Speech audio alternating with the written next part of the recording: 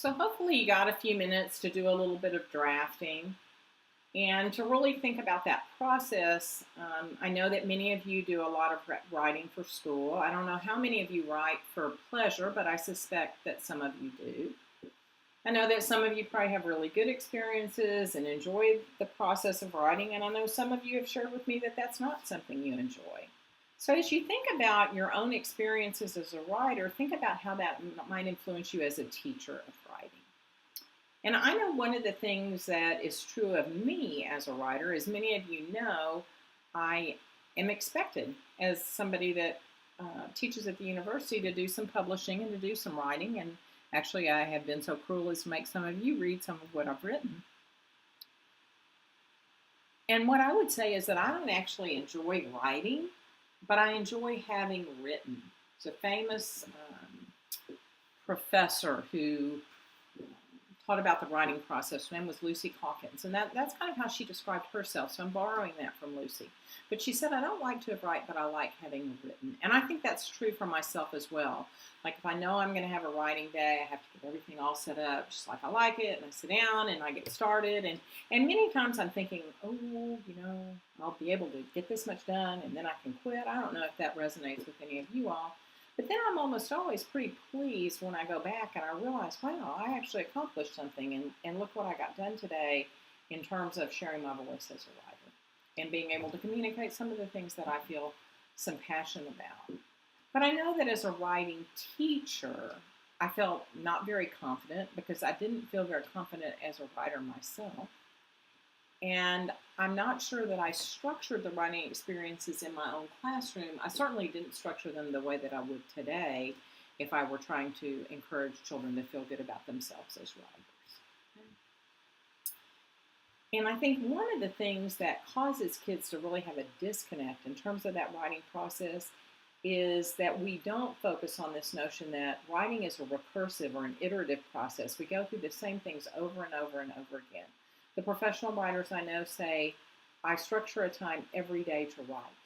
I have to write for at least 2 or 3 hours a day. I have to go back and look at what I've written. Some of that goes somewhere, some of it doesn't. And that's part of what writing is really about. And it also means that writers move back and forth between stages when they're writing, and sometimes they're brainstorming ideas or outlining or doing a concept map, and other times they're writing, and then they're going back and polishing their work. And it's an iterative process. We go through the same thing over and over and over again. And we don't teach children that that's what writing's like often. Many times kids think writing is you come in, you're writing, practice, star passage, and you're going to sit down, you're going to do it in one shot, and this is how many paragraphs it has to have. Sit down, do it, turn it in, we're done. And while it may be important to teach children to do that because they will be taking the star, that's not very reflective of what real writers do. So I would never sit down, sit at my computer, write up, a journal article, boom, boom, boom, all in one stretch, and then send it off to a journal and feel like I was going to have any shot at getting it published.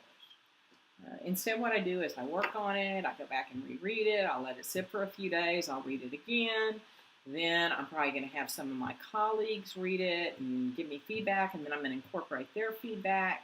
I'm going to read it a few more times myself, probably ask some other colleagues to read it. You all understand what I'm saying.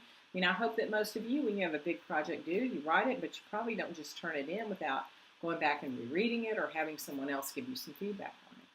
And even with that and all that iterative writing going on, many times I send something to a journal and they send it back to me and say, we understood these parts, but these need a little work. Work on it and send it to us again. So, it gets recycled one more time.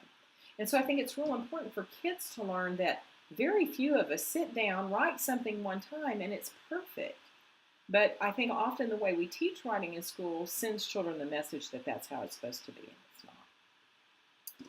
So one of the things I want you to do now is I want you to jot down some of the things that we should be doing at each of these stages of the writing process. So what kind of things should we be doing in pre-writing?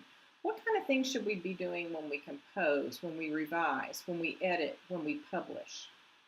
So at all of those stages, think about what are the supports that we should have in place, or what are the activities that we should engage children in order to make those processes powerful. And again, in order to reinforce that this is not a one-shot deal. So I'm going to pause this video and give you some time to do that, and we'll come back to it.